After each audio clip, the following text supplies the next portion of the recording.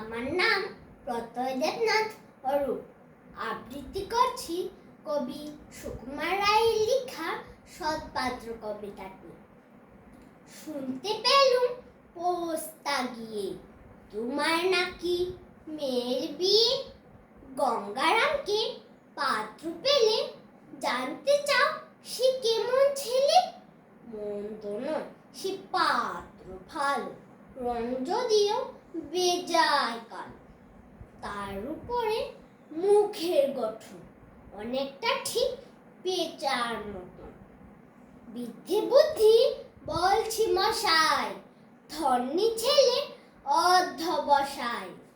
19টি বার মেট্রিকে সে ঘায়েল হয়ে থামলো শেষে।